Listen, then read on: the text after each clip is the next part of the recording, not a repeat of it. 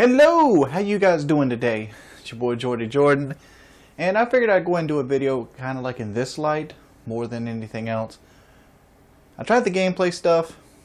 I think it's kind of running itself out. I play Call of Duty a little bit, not very much. So let's try a new format. Let's try the boogie format.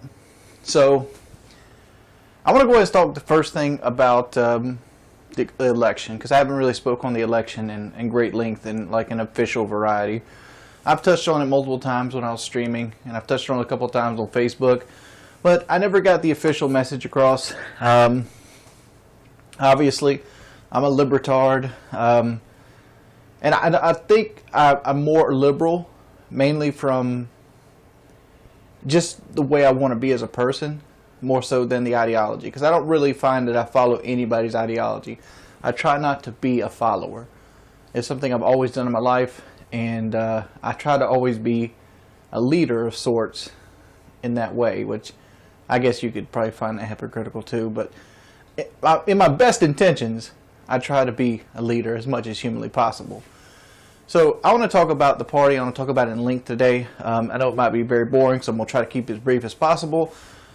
Alright, so Donald Trump won, Hillary Clinton lost. I know I'm fucking, what am I, like 2-3 months behind at this point on this note.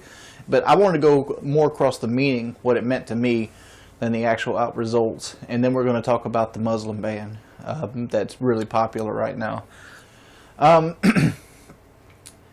So, the Democratic Party put up Hillary Clinton.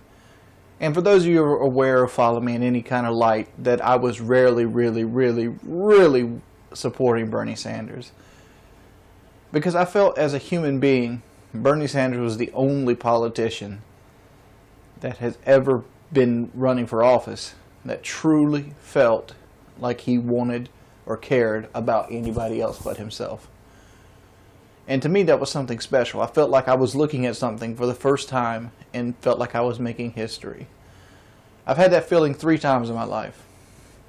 And all 3 of them were at pretty much historical events. But like, I felt like Bernie Sanders was a rarity, and I don't think I'll ever see him again in my life. Even going forward. There might be somebody that champions him in like upcoming elections, but I doubt there'll ever be another person that'll have the impact on my life or anybody's life as much as a Bernie Sanders candidacy. And those 3 things, because I know some people are wondering, is the day I watched the Twin Towers be hit by planes. I remember, even as a kid, I wasn't very into politics then, and like I was dumb. I was a stupid kid. I didn't follow anything, and I didn't know America was a bad country. I didn't. Well, I was under the delusion of the Star-Spangled Banner at that point. Like, who would attack us? Why would they attack us? Who did this? Like, why would anybody want to hurt these people? These were the thoughts that I had during 9/11. And, like, I didn't know about the Bush oil deals and the wars in Iraq and, like, all the other things that were happening behind the scenes. I didn't pay attention to it. Mainly I was a kid in high school. Why would you pay attention to it? So, even watching it, I knew I was watching something that was historic. And like, the other time was Game 7 of the 2016 World Series. I remember watching Game 6, and they won pretty handily in Game 6. And I knew Game 7 was a must-watch, and like, everything about it was making out to be one of the best baseball games ever played. Went to the 10th inning, had a rain delay, had 2 come from behind victories, had a person that pitches normally 1 inning pitch 3 innings. It was a magical game, and like, it was like, I don't know, it was a great game. If you never watched it, you should probably give it a watch. And Bernie Sanders, those are the 3 times in my life, in my 30 years of existence, that I felt like I was a part of something bigger than myself. And they fucked him. They fucked him left, right, and center. I use bad words, so I'm sorry. And the reason they fucked him is because of the status quo. I didn't realize how bad they fucked him until after he got fucked. And I'm sorry for using the same adjective. I follow a guy named Killer Mike, and Killer Mike is he's a rapper. He came up from like Outkast and all these people, but I know him mainly from Run the Jewels, and like I really like Run the Jewels stuff. They were in Hardline, and I was listening to interviews on him because that's something I do. And Killer Mike's a more political type guy. He's well spoken. He's eloquent. I love listening to him talk. And he was talking about a radio station interview that he gave during Sanders' campaign, that he was told that if he spoke about Bernie Sanders at any time during that radio interview, that the producer was going to pull the cord. And I'm like, oh my Lord. Like, I honestly believe the man's telling the truth there. I do. I don't have any inclination to believe him, but my gut wants to believe that what he's saying right there is true. Because like there were so many emails and so many things that came up that they were trying to blackball Bernie Sanders left, right, and center. And somebody said to me, as a Trump supporter, something that stuck with me, and it stuck with me to this day. He goes, Hillary doesn't have a chance. This is before she's lost right now. So we're talking in a barber shop right now. So I'm actually in a barber shop. And he goes, you can't believe Hillary Clinton has a chance to win, because look at the rallies. You have a man that pulls 20,000 people on every rally, and then you flip that and you have a girl that pulls 3,000 people to rallies and barely shows up. But at this point, I'm thinking, you know, the majority of people in America are Democrat. Democrats always won the popular vote. Obama destroyed Mitt Romney. Obama destroyed, who was the guy who ran for him the first time? John McCain. And like, Hillary Clinton, I didn't think she was going to destroy Trump, but Trump was doing a good job destroying himself credibility-wise. He was a person that he just looked like a puppet on the strings the entire time. Like, he made so many bad choices that any other candidate would have washed out quickly, but for some reason it resonated with him. But Donald Trump hit that chord, and Bernie Sanders hit the same chord. They were just two different people kind of using the same thing, that people were fed up with establishment quo, with a status quo, and it resonated. It literally did. And I think that a lot of people who wanted to vote Bernie Sanders went to Trump afterwards, especially after the fact that Clinton fucked him, because people don't want more of the same. Regardless if Donald Trump's going to be more of the same, that's time will tell kind of thing. But it made me realize what the DNC was. I was full-on blinders at this point. I realized the Democratic National Party doesn't care at all. Like, I realized this a long time about the Republican Party, that they were a party for the business, by the business, and that was their best interest. But I always thought the DNC had interest in business and they got paid a little bit, but I thought they always wanted to leverage toward the man. No, they don't. They don't at all.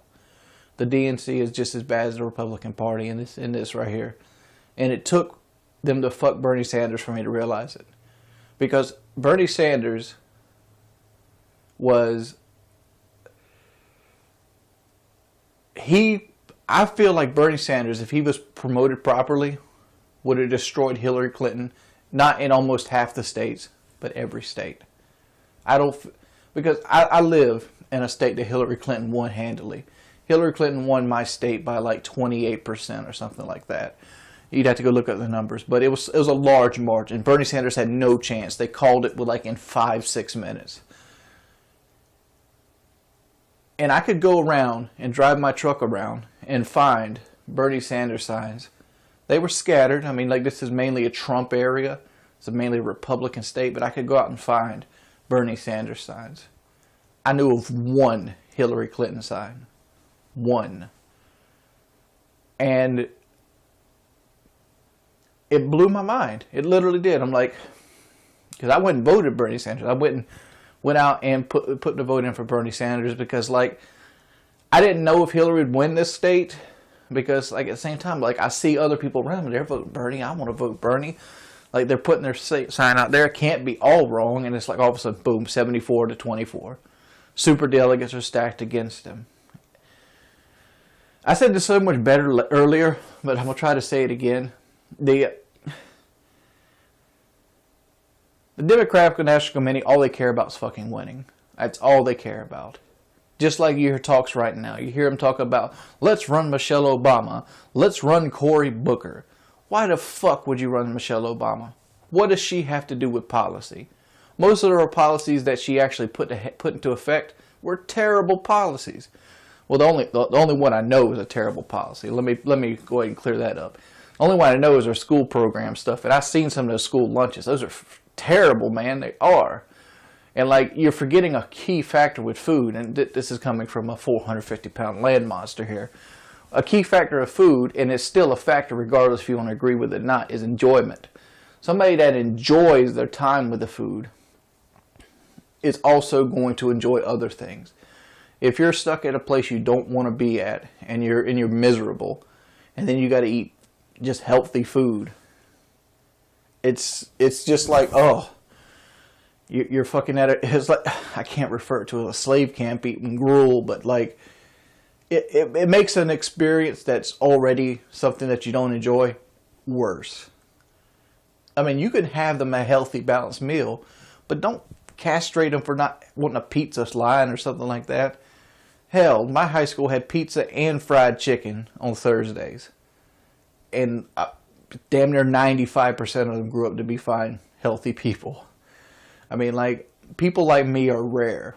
I mean, like, it's getting worse and worse as our society gets more sedentary. But, like, how many people are 450 pounds? Not that many. You can't find many 450-pound guys if you compare in a gross majority. You might be able to see one. They're easy to pick out the crowd.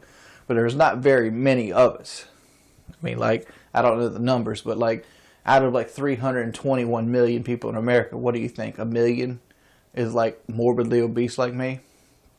It takes, not only does it take a certain lifestyle, it takes a lifestyle that propagates itself, and it takes access to food. And it also takes usually an enabler. So, yeah, it's rare to get like this. But, you know, I don't know what to talk about that. But I lost all faith in the DNC from this election. So let's go ahead and talk about the Muslim ban. And I want to go ahead and say this right out. It's not a fucking Muslim ban. It's not.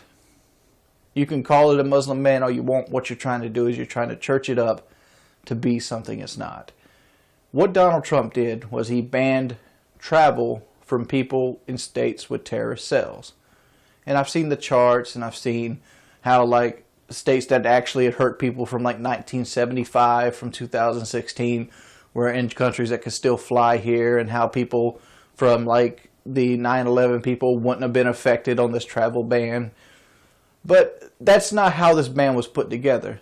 This travel ban was put together for states that currently have ties with, like, terrorist organizations, right? And these are the countries that we feel like terrorists will be traveling through the air to get to.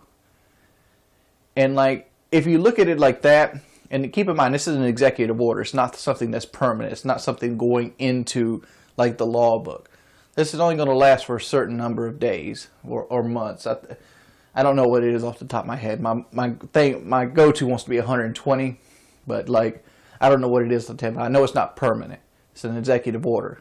It has to be passed by Congress, and the president can write an executive order to go without Congress or the House of Representatives. But it's not what this is. It's just it's to ban countries with terrorist cells, and, like, that's part of the campaign promise. A lot of people that put Donald Trump in the White House wanted this kind of stuff to go through, and I understand how it kind of steps on people's toes. Like, you know, this is a country bound by immigration. Because trust me, I'm the first person to sit here and tell you that the Statue of Liberty doesn't say fucking close your borders. It says, give me your weak, give me your hungry, give me your hurdle masses yearning to breathe free. That's the Statue of Liberty right there. That's right at the base of it. This country is founded by immigrants. It's built by the Chinese. It's built by the Irish. It's built by the Latins now. It's built by anybody that had hopes and dreams of becoming something greater, and they wanted to be something greater. And to close off those dreams because of, a race, religion, or creed was unheard of. And I see where people want to protest because of that. But you also got to understand how things work. And like, there's pros and cons to both sides of it. And there's no right or wrong. On one side you have, this could promote more terrorist, propaganda to get more people into ISIS, blah, blah, blah, blah, blah. On the other side, it could actually stop somebody from getting into the country and blowing up a baseball game or like the Super Bowl or something like that. Just imagine if a stat you'll never see, that somebody was, of those 190,000 people they detained, where somebody is coming over here to plant bombs in the fucking Falcons-Patriots game. You'll never know about it, and you'll never hear about it, but it could have happened. So there's good and bads to both of this. And like, you got to kind of pick your sides, but you got to understand, until it's made law, you shouldn't really worry about it. Like, this is coming from libertard. I think this was made with the best of intentions. I don't think this was made with the intent to hurt America or America's foundations. And give it a chance. That's all I can say is give it a chance. It's not concentration camps. It's not Jade Helm. They're not creating Walmarts to fucking house Christians. It's literally a travel ban. It's a travel ban for countries that might have a good reason to be travel banned on. There's other dumb things he's doing that, you might want to question. Like, for example, they're probably going to repeal the ACA without a replacement. That's kind of dumb. They're also probably going to repeal they're going to renege on the treaty with Iran. That's also kind of dumb. But we'll talk about that later. This video is long-winded. I did it in one take, and I know people are going to be upset at me. So, hey guys, how you doing? And hopefully I'll meet my 15 video quota next month. Maybe I'll start doing these. Peace, people.